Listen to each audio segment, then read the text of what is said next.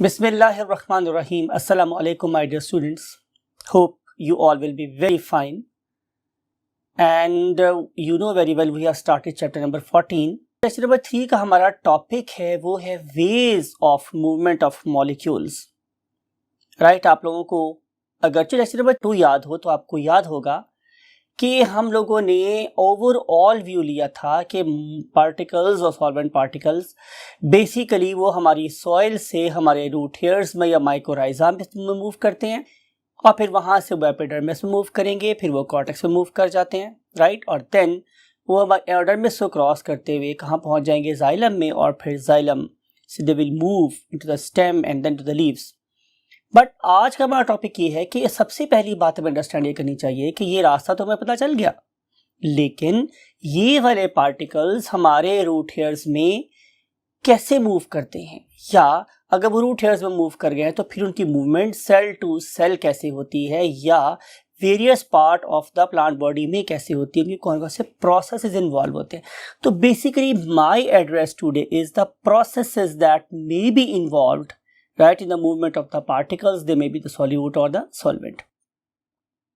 रॉस्ट्रम छोड़ने से पहले मैं आपको ये बात बताना चाहता हूँ, anything in the solution that is in greater fraction is known as solvent. Right, for example पानी हो सकता है या कोई ऑर्गेनिक सॉल्वेंट हो सकता है. और सोल्यूट क्या है कि सोल्यूशन की जो लेसर फ्रैक्शन है या स्मॉलर फ्रैक्शन है, that is called as what, solute. For example आप एक चाय का कप पी रहे हैं तो पानी क्या है, डेफिनेटली सॉल्वेंट, और जो शुगर आपने ऐड किया वो बहुत कम क्वांटिटी में है, ज़ाहिर है वो क्या, सोल्यूट. चाय की पत्ती सोल्यूट. राइट, और चूंकि हम पाकिस्तान में रहते हैं तो ज़ाहिर है हम लोग पानी में दूध डालते हैं, तो दूध जो है ना वो भी क्या होगा, सोल्यूट. तो ये कुछ कॉन्सेप्ट है regarding the solute and solvent. Let's move to the white board. Yes my dear students, हम डिस्कस करना चाह रहे थे कि वेज ऑफ ट्रांसपोर्ट, कि किस किस तरीके से हमारे जो सब्सटेंसेस है वो मूव कर सकते हैं. लेकिन मेरा ख्याल है कि हमें इससे पहले थोड़ा सा ये भी देखना चाहिए कि वो कौन कौन सी चीज़ें जो मूव हो सकती हैं. तो उसके लिए हम यहाँ पे एक छोटी सी लिस्ट बनाते हैं कि नंबर 1 आपको पता है वाटर है. वो वाले सब्सटेंसेस जो मूव कर सकते हैं वो क्या है, वाटर. तो आपको पता है कि वाटर हमेशा बिगर फ्रैक्शन में होता है, तो हम इसे क्या कंसिडर करेंगे, जाहिर है एक अदद वर्ड सॉल्वेंट. राइट, इसके अलावा 2 चीजें और मेरी सॉइल में प्रेजेंट हो सकती हैं या जिन्होंने मूव करना है इनटू द प्लांट बॉडी, वो कौन कौन सी हैं.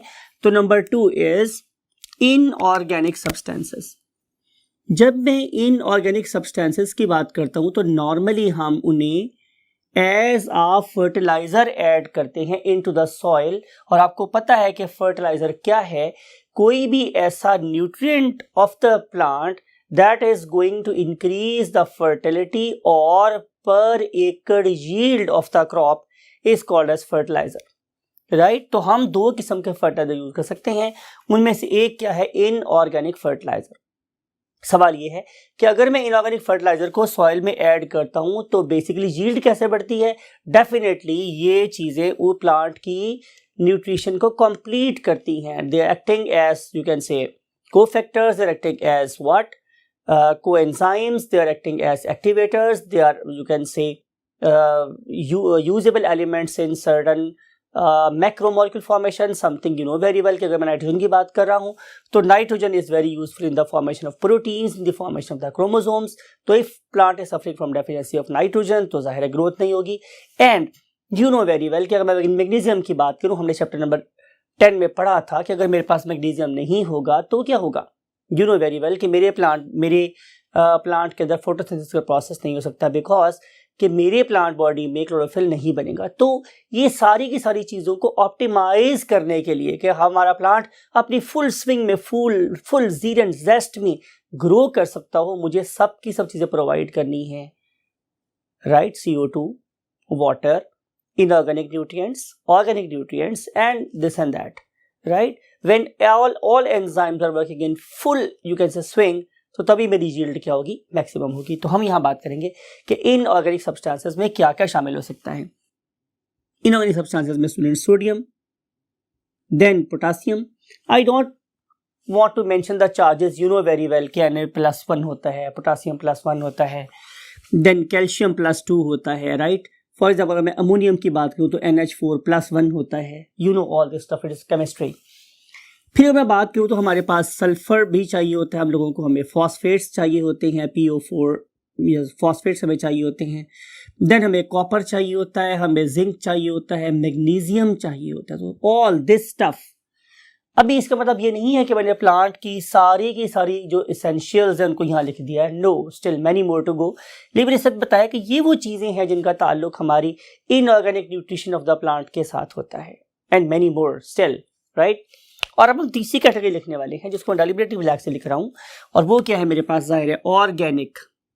अब मेरे पास ऑर्गेनिक क्या हो सकते हैं, सॉल्यूट पार्टिकल्स हो सकते हैं, और आमतौर पे मैं उसे ऑर्गेनिक फर्टिलाइज़र का नाम देता हूँ, बिकॉज कि ये वो वाली चीज़ें हैं जो प्लांट की पर एकड़ यील्ड को बढ़ाएंगी, but they are organic in nature.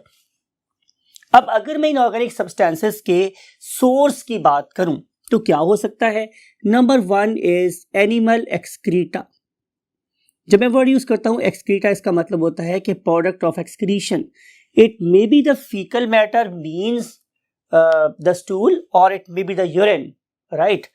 तो ये एनिमल एक्सक्रीटा में शामिल हो जाती हैं। Then you know even human excreta act as what क्या कहते हैं उसको स्टूडेंट्स, ऑर्गेनिक फर्टिलाइजर, राइट।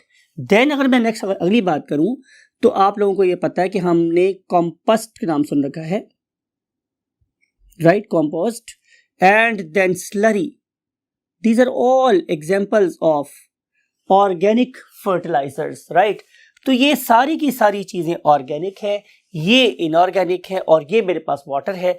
यही वो चीजें हैं जो बेसिकली मेरे सॉइल से रूट के थ्रू मेरे प्लांट्स में शामिल हो जाती हैं। आइए हम इन पर्टिकुलर सब्सटेंसेस की मूवमेंट को वन बाय वन डिस्कस करते हैं। तो पहले हम सबसे पहले डिस्कस करेंगे वाटर को, जो कि हमारा सॉल्वेंट है। तो let's start with the water. How water can move. तो बात सिंपल है स्टूडेंट्स, आपको यहाँ पे 3 वर्ड्स अपने माइंड में रखने हैं। नंबर 1, सबसे पहला जो वर्ड है वो मेरे पास क्या है, कॉन्सेंट्रेशन ग्रेडियंट,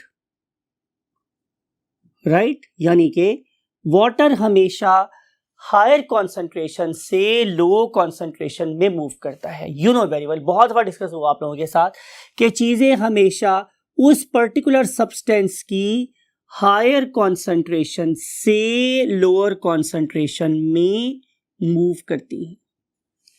तो ये बात वाटर के साथ भी जरूरी है कि अगर वाटर सॉइल में ज्यादा होगा तभी वो प्लांट बॉडी के अंदर जाएगा, राइट। दूसरी बात, second thing my dear students is ppm। Whenever I use ppm तो इसका मतलब मेरे पास यहाँ पे पार्ट्स पर मिलियन नहीं है, बल्कि यहां पे इसका मतलब है partially permeable membrane. Partially permeable membrane. अब इससे क्या मुराद है मेरे पास, भाई आपके क्लास के गेट पे मैं खड़ा हो जाऊं फॉर एग्जांपल, और हम पढ़ा रहे हैं को एजुकेशन की क्लास, राइट। तो मैं क्या करूं कि मैं आप बॉयज को फॉर एग्जांपल बाहर रोक दूं, गर्ल्स को बैठने दूं क्लास में। तो मैंने परमिशन दे दी गर्ल्स को कि वो क्लास में चली जाएं। तो at that time I was permeable to the girls, और मैंने बॉयज को रोक लिया। और नेक्स्ट मोमेंट पे मैं क्या करता हूं कि मैं गर्ल्स को बाहर रोक लेता हूं और मैं बॉयज को अंदर आने देता हूं। तो फिर मैंने क्या किया, at that time I was permeable to boys.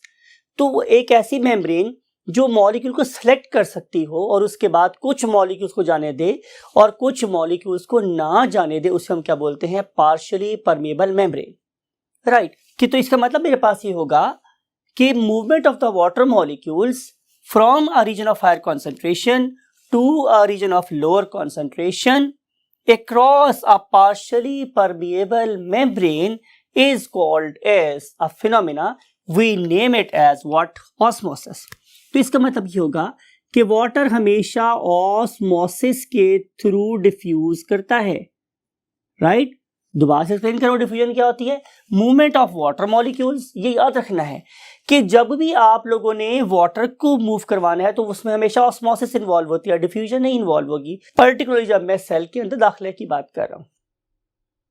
So movement of water molecules from origin of higher concentration to origin of lower concentration across a ppm or partially permeable membrane is called as osmosis, right?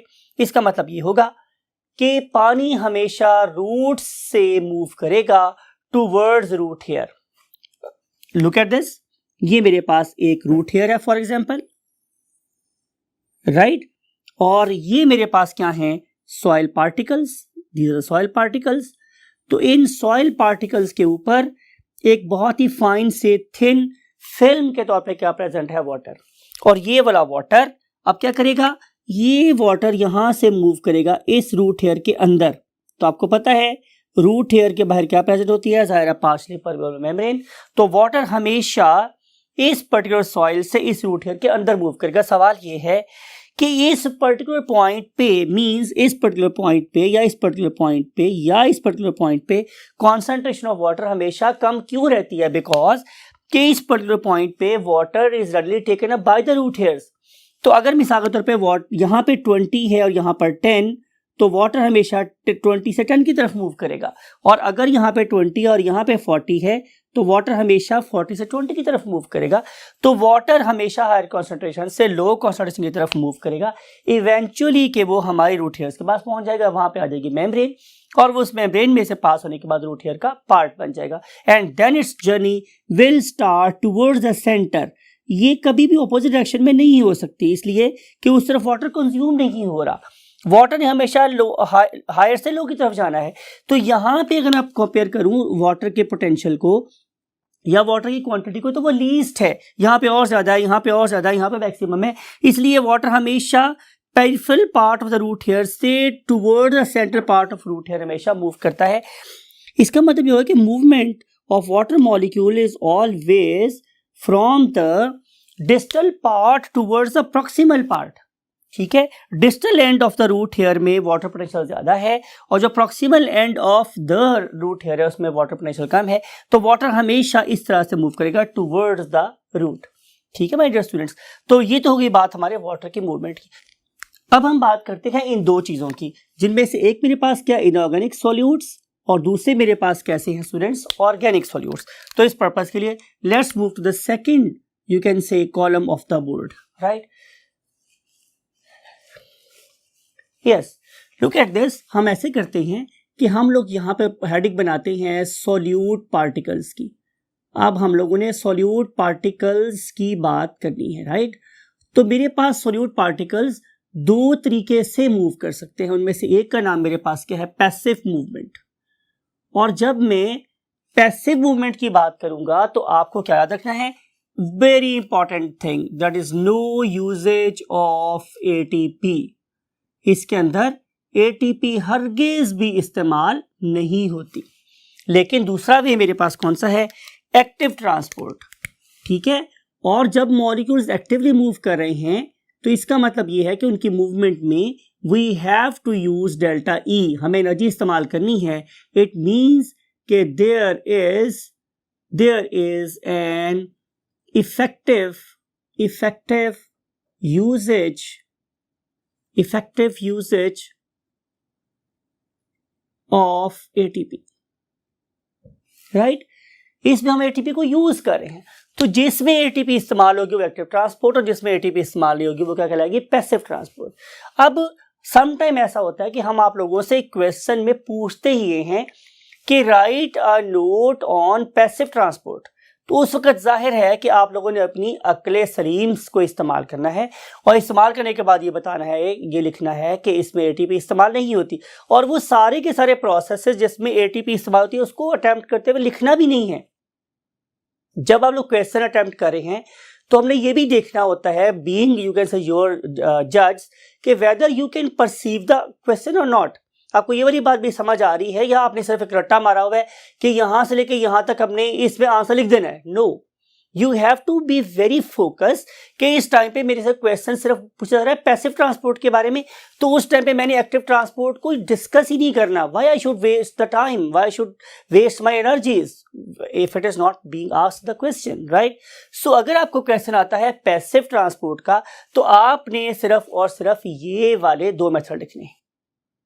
Number 1, passive transport के मेरे पास दो method है. Number one is called as diffusion, right.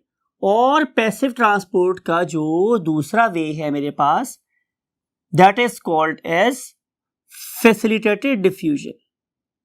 Facilitated diffusion.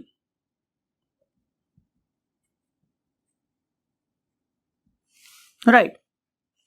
अब हम understand करेंगे कि basically what is meant by diffusion. तो सबसे पहले इसकी डेफिनेशन लिखते हैं हम लोग कि diffusion is movement of solute particles.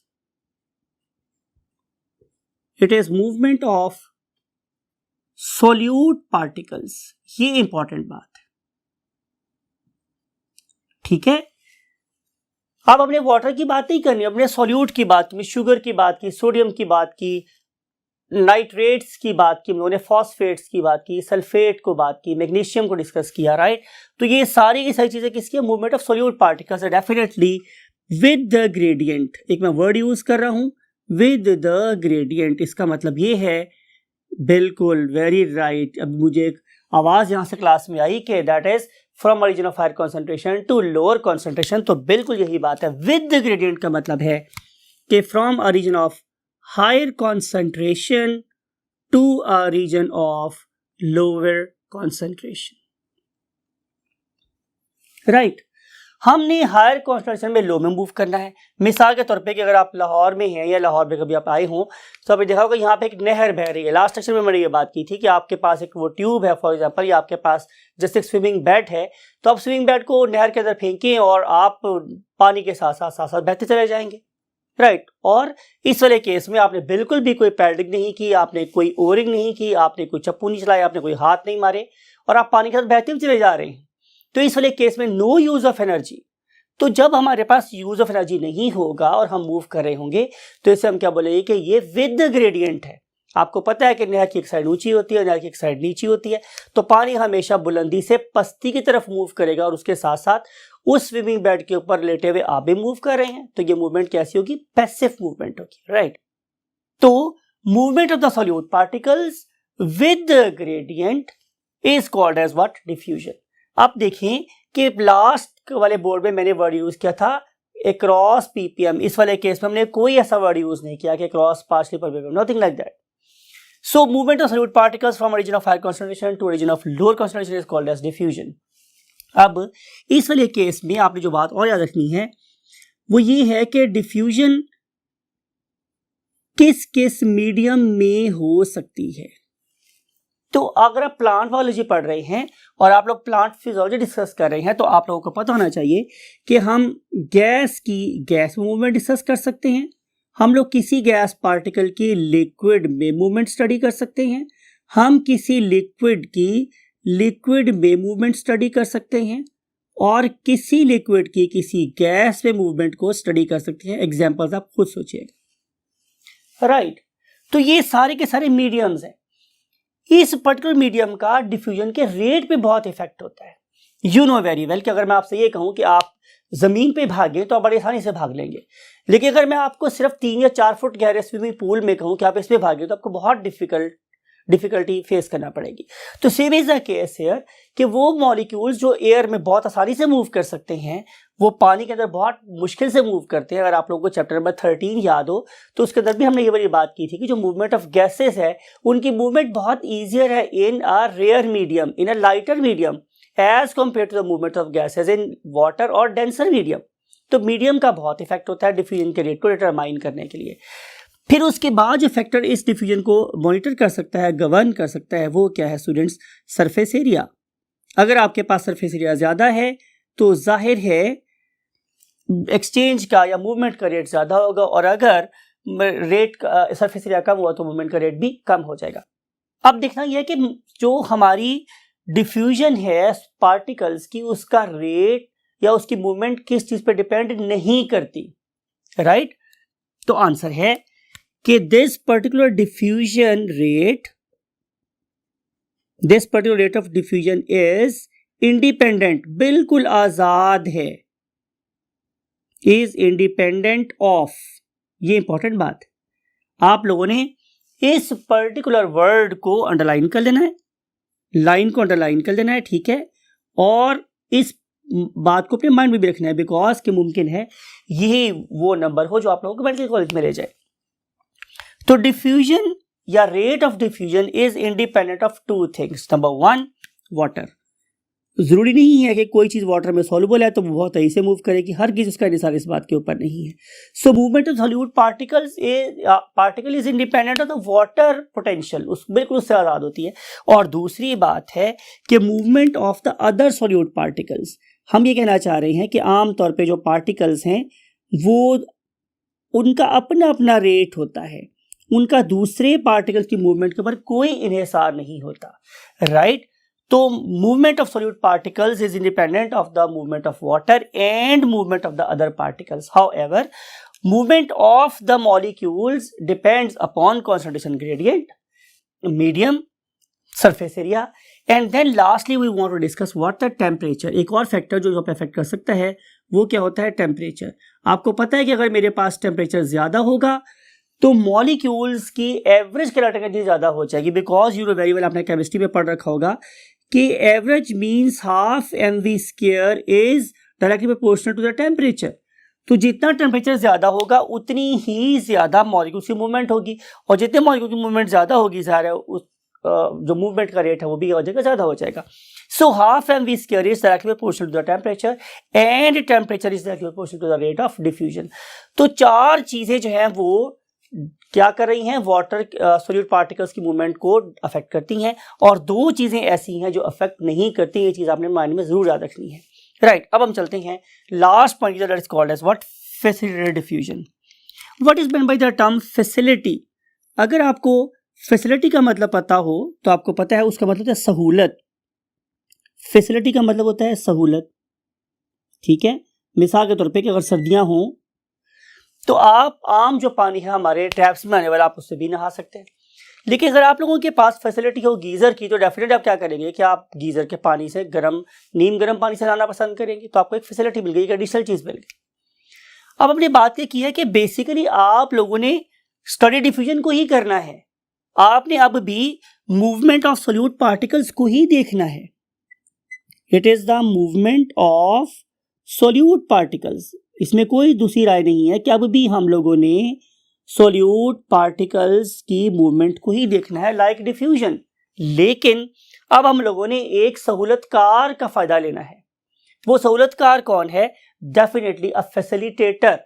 और वो फैसिलिटेटर कौन होता है? Look at this diagram. आप ये समझ लें कि ये मेरे पास एक सेल मेम्ब्रेन है, राइट। इस पर्टिकुलर सेल मेम्ब्रेन के ऊपर क्या अटैच है? डिफरेंट किस्म के रिसेप्टर्स, समथिंग लाइक इट और समथिंग लाइक इट और something like it. These particular membranes, these particular receptors are basically what? Proteins। और ये वाली प्रोटीन्स दो तीन किस्म की हो सकती हैं।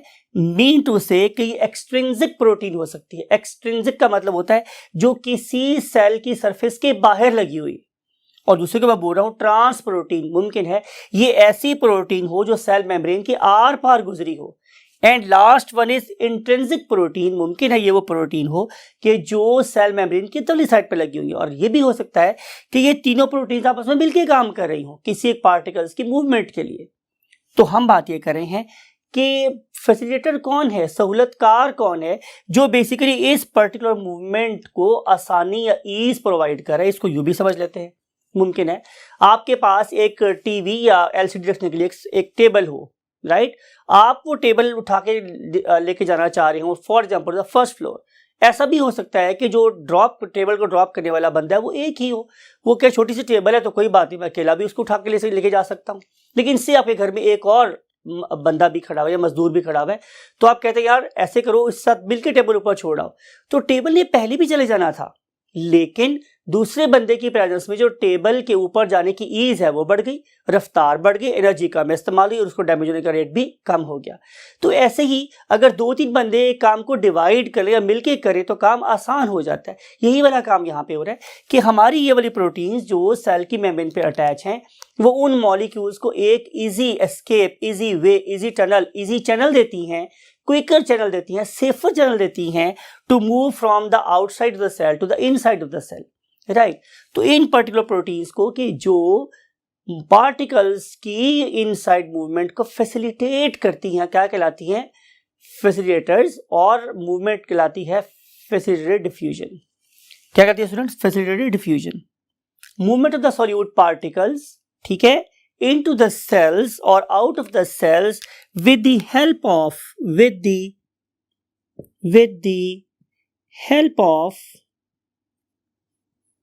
what? Receptor proteins.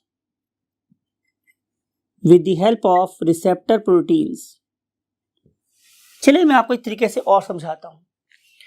अगर आप एक जानदार हैं और मैं आपसे ये कह रहा हूं कि जनाब आपके सामने मैंने नेमतें रख दी हैं टेबल के ऊपर और आप खाएं, आप ये इमेजिन करें कि खुदा न खास्ता आपके हाथ ही नहीं है, तो शायद आप खा लेंगे वन वे और द अदर, लेकिन डेफिनेटली आप लोगों के खाने की जो स्पीड है वो बहुत कम होगी। उसकी निस्बत अगर मैं आपको एक हाथ लगा दूं तो डेफिनेटली आपकी खाने की स्पीड और बढ़ जाएगी, और अगर मैं आपको 2 हाथ लगा दूं तो स्पीड और बढ़ जाएगी, राइट। तो ये जो हैंड्स हैं बेसिकली ये समझ लें कि ये वही रिसेप्टर प्रोटीन्स है जो सेल की सरफेस पे लगी हुई थी। They are basically grabbing the molecules from the surrounding and then pushing them into the cells. तो मेरे हाथ मेरे खाने में मेरे फैसिलिटेटर्स हैं। तो movement of the molecules from origin of higher concentration to origin of lower concentration with the help of certain facilitator proteins is called as what? Facilitated diffusion, right. आइए हम इन फैसिलिटेटेड डिफ्यूजन वाले molecules की types को study करते हैं। Look at this my dear students, ये मेरे पास एक सेल है, राइट। ये मेरे पास फॉर एग्जांपल एक और सेल है और ये मेरे पास एक और सेल है। 3 डिफरेंट टाइप्स के सेल्स हैं। They may be the plant cells और may be animal cells, it doesn't make any difference. These are typical cells representing both plants and animal cells, right? अब देखिए हमने क्या किया हुआ है कि हमने यहां पे एक प्रोटीन लगा दी है somewhere here, right? और एक प्रोटीन में लगा दी है say somewhere here and this protein is lying somewhere here. ये 3 different types के प्रोटीन्स। चलिए ऐसे करते हैं, यहां पे एक प्रोटीन और लगा लेते हैं। Look at this. Listen my words carefully. पहले वाली किस्म की हेल्पर प्रोटीन को हम लोगों ने नाम क्या दिया है? Uniport facilitator proteins. Facilitator proteins uniport बोलते हैं हमें। यूनिपोर्ट का मतलब मेरे पास क्या है स्टूडेंट्स कि ये सिर्फ और सिर्फ एक ही डायरेक्शन में। पोर्ट क्या होता है? आपने यूज किया होगा डेफिनेटली, आप यूज कर रहे हैं अपना मोबाइल, तो मोबाइल में चार्जिंग पोर्ट होती है, आपकी डाटा केबल लगने वाली पोर्ट होती है, राइट। आपके हेडफोन की एक पोर्ट होती है, जिसका कंप्यूटर में डिफरेंट पोर्ट्स हैं जो अटैच होती है, राइट। तो अब ये वाली पोर्ट क्या कर रही है? देखिए लुक एट दिस डायग्राम कि ये जो प्रोटीन है ये इस मॉलिक्यूल को यहां से पकड़ती है और सिर्फ सेल के अंदर डालती है। ये वाली प्रोटीन सिर्फ क्लॉकवाइज घूम सकती है और सिर्फ क्लॉकवाइज घूमने से जो मॉलिक्यूल है they can be fetched in the cell, ये मॉलिक्यूल के अंदर आ सकते हैं। तो इसे हम बोलते हैं यूनिपोर्ट, एक डायरेक्शन में मूव करवाने वाली पोर्ट, राइट। मिसाल के तौर पे आपकी जो चार्जिंग पोर्ट है मोबाइल की, उसमें सिर्फ करंट अंदर जा सकता है, बाहर नहीं आ सकता, तो यूनिडायरेक्शनल है। लेकिन अगर आप लोग किसी डाटा केबल की बात करें तो आप अपने मोबाइल में से डाटा निकाल भी सकते हैं और डाटा डाल भी सकते हैं, तो वो यूनिडायरेक्शनल पोर्ट नहीं है। आपको बात समझ आई? तो ये है मेरे पास यूनिडायरेक्शनल पोर्ट बिकॉज कि this port is ensuring movement of the molecule in only one direction. और इसके ऑपोजिट क्या है मेरे पास? ये वाली पोर्ट जो मॉलिक्यूल को अंदर से फेच कर रही है और बाहर निकाल रही है। लेकिन हर पोर्ट सिर्फ एक डायरेक्शन में काम कर रही है, इसलिए ये दोनों यूनिपोर्ट्स हैं, एक ही तरफ काम करने वाली पोर्ट है। जो ब्लू पोर्ट है वो मॉलिक्यूल को सिर्फ अंदर लेके जा रही है और रेड पोर्ट सिर्फ मॉलिक्यूल्स को बाहर निकाल रही है। आगे हम देख रहे हैं दूसरी किस्म की पोर्ट को हम नाम देते हैं सिम पोर्ट। सिम पोर्ट का मतलब ये है कि ये दो मॉलिक्यूल्स की मूवमेंट को डिस्कस करेगी, लेकिन ये दोनों मॉलिक्यूल्स एक ही डायरेक्शन में मूव कर रहे होंगे। फॉर एग्जांपल कि एक मॉलिक्यूल से it is Na, it is going inside for example, और एट द सेम टाइम ये अंदर फॉर एग्जांपल मूव कर रही है पोटासियम को भी। मैं मिसाल दे रहा हूं, it is not occurring in nature, right.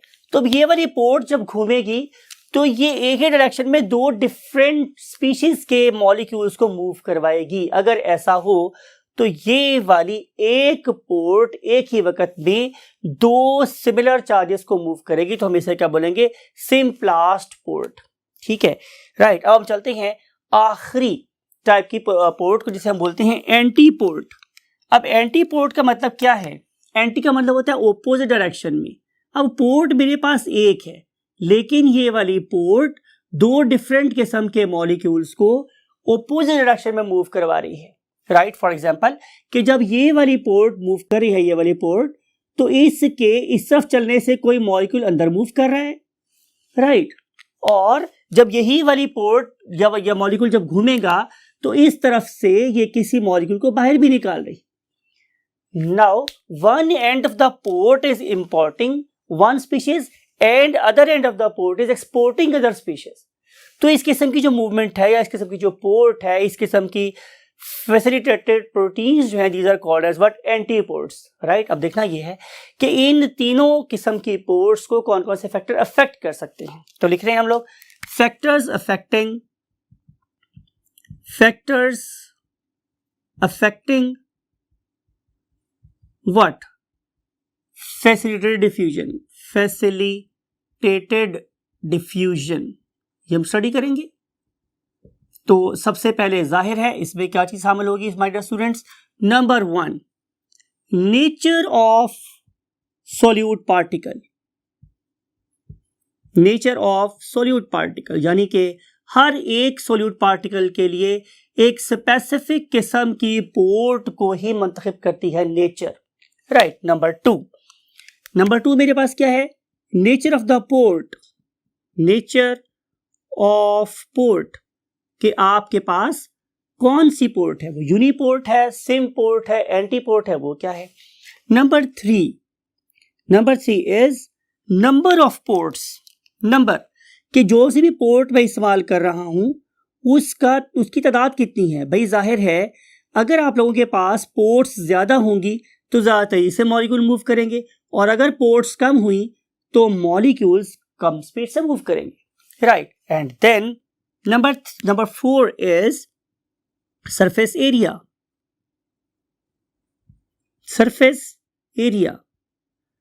and number 5 is definitely what, the medium, and number 6 is gradient। तो ये सारी की सारी चीजें मिलके इस मूवमेंट को क्या करेगी, डिक्टेट करेगी कि किस स्पीड से होनी चाहिए। And now we want to discuss the last thing, and last thing is called as active transport. Active transport. अब एक्टिव ट्रांसपोर्ट मेरे पास क्या है स्टूडेंट्स, मूवमेंट ऑफ मॉलिक्यूल्स। ये इसकी भी आपने 4-5 बातें याद रखनी है। पहली बात है कि it is the movement of solute particles, ये भी सोल्यूट पार्टिकल्स के लिए है। It is the movement of solute particles. दूसरी बात क्या मैंने बोलनी है, at the cost of energy, usages of ATP इस्तेमाल होगी इसमें। अगर एटीपी इस्तेमाल नहीं होगी तो जाहिर एक्टिव ट्रांसपोर्ट नहीं हो सकती। So movement of the solute particles at the cost of ATP, even, मैंने एक वर्ड यूज किया है, even from a region of lower concentration to higher concentration. अब इस बात को समझें, इसका मतलब हरगिज ये नहीं है कि इन किस्म के मॉलिक्यूल्स की अगर बाहर कॉन्सेंट्रेशन हाई हुई और अंदर लो हुई तो ये वाले मॉलिक्यूल्स विदाउट एटीपी मूव करेंगे। तो आंसर इज नो। इन molecules they are so large molecules कि in any case we have to use ATP even if concentration is higher outside and lower inside, we have to use ATP, right। और जब मेरे पास concentration बाहर कम है और अंदर ज्यादा है, तब भी चूंकि ये मॉलिक्यूल ATP पे डिपेंड कर रहे हैं और ATP यहाँ पे प्रेजेंट है, तो इवन इसलिए मैंने वर्ड यूज किया था कि इवन देन, तब भी ये वाले मॉलिक्यूल्स अंदर मूव कर सकते हैं। आइए इस बात को समझते हैं डायग्राम की मदद से। लुक एट दिस कि ये मेरे पास एक सेल है और ये मेरे पास एक दूसरा सेल है, राइट। कोई मॉलिक्यूल से इट इज ग्लूकोज और जो ग्लूकोज की कॉन्सेंट्रेशन है वो सेल के बाहर है 100 और इनसाइड जो ग्लूकोज की concentration say that is the 45, right. अब ये वाला ग्लूकोज डिफ्यूज कर सकता है inside but its pace will be very slow. लेकिन अगर मैं यहां पे एक पंप लगा दूं और वो पंप ऑपरेट हो with the help of ATP, तो ये वाला ग्लूकोज बहुत तेजी से इसके अंदर मूव करेगा, राइट, बिकॉज कि एटीपी इस्तेमाल हो रही है। तो मैं इसे क्या बोलूं, एक्टिव ट्रांसपोर्ट। हालांकि बाहर कॉन्सेंट्रेशन ज्यादा है और अंदर कॉन्सेंट्रेशन कम है। अब जरा बात को अपने गौर से सुनना my dear students, a time will come कि जब एटीपी के इस्तेमाल के बाद फर्ज कर लेते हैं कि जो कॉन्सेंट्रेशन है वो इन साइड कितनी हो गई 65 और बाहर भी कितनी हो गई 65। Now we have attain the equilibrium. जब मेरे पास इक्विलिब्रियम अटेन हो गया तो उसके बाद क्या होगा, तो मैंने बोला कि ये वाला प्रोसेस चूंकि डिपेंड कर रहा है एटीपी पर और एटीपी यहाँ पे प्रेजेंट है, तो ये वाले मॉलिक्यूल्स इसके अंदर जाते रहेंगे जाते रहेंगे जाते रहेंगे यहां तक के फॉर एग्जांपल यहाँ पे कॉन्सेंट्रेशन हो गई 45। नो यू कैन सी कि अब बाहर कॉन्सेंट्रेशन 45 है और अंदर 65, स्टिल एटीपी इज देयर। तो ये और भी अंदर जा सकते हैं, even concentration is low outside and higher inside, still ATP means that particular pump is keeping on working and working and working। अब यहाँ पे मॉलिक्यूल्स आ गए जस्ट 15 और अंदर हो गए for example 85, still no difference at all, कोई tension वाली बात नहीं है because pump is there, right. तो इस वाले केस में मॉलिक्यूल्स जब तक एटीपी प्रेजेंट है मूव कर सकते हैं from origin of higher concentration to from any concentration to any concentration, right. लेकिन यहां पर जो सबसे अहम बात है जिसको मैं ब्लॉक कर रहा हूं, आप लोग स्टार लगा रहा हूं, वो क्या है, एटीपी। भाई अगर एटीपी प्रेजेंट होगी तो काम होता रहेगा और अगर एटीपी प्रेजेंट ना हुई तो काम नहीं होगा। आपको ये वाली बात भी पता है, आप पढ़ के चैप्टर नंबर 11 में कि एटीपी कब ज्यादा होगी, डेफिनेटली जब आप लोगों के पास एरोबिक रेस्पिरेशन हो रही है, राइट। और आपको पता है कि एरोबिक रेस्पिरेशन का इन्हिसार किसके ऊपर होता है, definitely on availability of O2। तो अगर आप लोगों के पास O2 सप्लाई हो रही है कॉन्स्टेंटली तो आपको पता है आपके पास एनर्जी बनती चली जा रही है। जब तक एनर्जी अवेलेबल है ये वाला प्रोसेस साथ चलता ही रहेगा, राइट। फिर उसके बाद हम और मजेदार के देखते हैं, और हमें क्या यहाँ पे देखने वाली बात है कि इस पर्टिकुलर प्रोसेस को कौन सी एक और चीज अफेक्ट कर सकती है, वो है हमारे पास इनहिबिटर्स। इनहिबिटर का मतलब मेरे पास ये है कि कोई भी ऐसा सब्सटेंस जो एरोबिक रेस्पिरेशन में यूज होने वाले एंजाइम को डिस्टर्ब कर दे, वो इस पर्टिकुलर रिएक्शन के रेट को अफेक्ट कर सकता है। फिर आपको ये वाली बात भी पता है कि हाई टेम्परेचर पे एंजाइम डिनेचर हो सकते हैं, तो जाहिर है टेम्परेचर भी इसमें एक ऐसा फैक्टर है जो इस पर्टिकुलर इन पर्टिकुलर मॉलिक्यूल्स के रेट को डिक्टेट कर सकता है, राइट। तो ये वो फैक्टर्स हैं जो एक्टिव ट्रांसपोर्ट को डिक्टेट करें, गवर्न करें हैं। मैंने आपसे डिस्कस ये किया था कि अब हम लोगों ने ये चारों चीजें पढ़ ली हैं। We have discussed what osmosis, we have discussed diffusion, we have discussed FD and now we are going to discuss what active transport. अब मैंने आपसे डिस्कस ये करना है कि इन चारों के एनर्जी लेवल में क्या फर्क होता है। तो आइए हम सबसे पहले पॉइंट पे मूव करते हैं। Look at this my dear students कि इस वाले केस में हम लोगों ने क्या करना है, मॉलिक्यूल को मूव करवाना है, मींस वाटर को मूव करवाना है from origin of high concentration to lower concentration. Look at this, ये मेरे पास एक बीकर है, राइट, और इस पर्टिकुलर बीकर के अंदर मैंने लगा दी है एक ppm, it stands for partially permeable membrane, ppm, right. इस तरफ जो मेरे पास वाटर है वो फर्ज कर लेते हैं वो है 80, इस तरफ वाटर कितना है 80 और इस तरफ वाटर कितना है 60। चलें अभी हम इसको क्वांटिटी वाइज ही बात कर लेते हैं। तो यू नो कि वाटर हमेशा हायर से लो में मूव करेगा। फर्स्ट कर लेते हैं कि ये मेरे पास साइड ए है और ये मेरे पास साइड बी है, तो डेफिनेटली मॉलिक्यूल्स साइड बी से साइड ए की तरफ मूव करेंगे, बिकॉज कि साइड बी में वाटर ज्यादा है और साइड ए में वाटर कम है, तो वाटर हमेशा यहां से इस तरफ मूव करता रहेगा। सवाल ये कि ये कब तक मूव करेगा, तो आंसर इज वेरी सिंपल कि भाई अगर यहां से 10 वाटर के मॉलिक्यूल इधर मूव कर जाएंगे तो ये कितने हो जाएंगे 70, और जब यहाँ से 10 कम हो जाएंगे तो ये भी कितने हो जाएंगे 70। तो टाइम विल कम कि जब दोनों साइड्स पे लेवल क्या हो गया इक्वल मीन 70। कितना हो गया 70। इसका मतलब है कि 70 वो वाला पॉइंट है जिसे हम बोल सकते हैं point of equilibrium. Once concentration of water become equal in both sides of the cell, कि जब सेल के बाहर और सेल के अंदर कॉन्सेंट्रेशन ऑफ वाटर इक्वल हो जाएगी तो मूवमेंट स्टॉप हो जाएगी। तो movement of water molecule in case of osmosis totally depends upon gradient. Once we have got the equilibrium, then no more movement of water. अब हम चलते हैं किसकी तरफ, इस डिफ्यूजन की तरफ। यहाँ पे भी ऐसा ही हो रहा है। डिफ्यूजन वाले केस में भी वाटर ने सॉल्यूट पार्टिकल्स ने हायर से लोअर में मूव करना है। मैं मिसाल दे रहा हूं कि ये मेरे पास अगर एक क्या है स्टूडेंट्स, वही बात है रूट हेयर, राइट, और इस पर्टिकुलर रूट हेयर में के अराउंड ये क्या है मेरे पास जाहिर है सॉइल पार्टिकल्स, और इन सॉइल पार्टिकल्स में से हम बात कर लेते हैं मैग्नीशियम की। मैग्नीशियम आउटसाइड कितना है से 10 ppm, राइट, और इनसाइड जो मैग्नीशियम है वो कितना है से 7 ppm, ठीक है। अब डिफरेंस ऑफ कॉन्सेंट्रेशन ग्रेड कितना है, मींस ग्रेडियंट कितना है 3 का। अब अगर ये वाला मैग्नीशियम इसके अंदर मूव करना शुरू हो गया है, फॉर एग्जांपल मैं मिसाल दे रहा हूं, तो क्या होगा, अ टाइम विल कम कि जब इनके दरमियान की वैल्यू अटेन हो जाएगी, इट मे बी 8.5। तो जब मेरे पास 8.5 अटेन हो जाएगी तो जाहिर है दोनों तरफ कॉन्सेंट्रेशन ग्रेडियंट खत्म हो जाएगा, तो मैग्नीशियम की मूवमेंट भी नलिफाई हो जाएगी, जीरो पे आ जाएगी। तो यहाँ पे मींस जब मैं बात करता हूं सिंपल किस चीज की, डिफ्यूजन की, तो यहाँ पर भी 50% ऑफ द ग्रेडियंट इस्तेमाल हो सकता है, 50% इस्तेमाल नहीं हो सकता। And same is the case here, but in case of ATP, but in the case of active transport, जब मैं एक्टिव ट्रांसपोर्ट की बात करूंगा तो मैंने आपको बोला कि हम 100% भी यूज कर सकते हैं कि जब बाहर मेरे पास कितना था 15 अंदर का 35, तब भी वाटर मूव तब भी मॉलिक्यूल्स मूव कर रहे थे। इवन अगर यहाँ पे 1 हो जाए और यहाँ पे 99 हो जाए तब भी जो मॉलिक्यूल है वो मूव कर सकता है, because pump is there, right. Pump है आप लोगों के पास, आपके पास 2 टैंक है, आप एक टैंक का पूरा पानी उठा के दूसरे टैंक में डाल सकते हैं, because you have got the pump.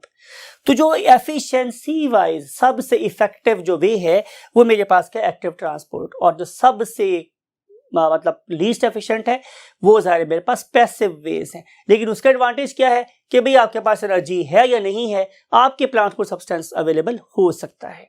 So these are the 4 types of movements, those are possible in case of the plant roots। और ये वाली चीजें कहाँ कहाँ कैसे कैसे अप्लाई हो रही हैं, मीन्स आपके प्लांट बॉडी में कहाँ सिंपल डिफ्यूजन हो रही है, कहाँ ऑस्मोसिस हो रही है, कहाँ एक्टिव ट्रांसपोर्ट हो रही है, किस चीज की हो रही है, इन सब चीजों की application, that is the most important thing in your life कि आप लोगों के पास एक थिंकिंग ब्रेन होना चाहिए ऑन योर शोल्डर्स, और एक अप्लाइड ब्रेन होना चाहिए आप लोगों के शोल्डर्स के ऊपर कि ये चीजें इवेंचुअली हम यूज कहाँ करेंगे।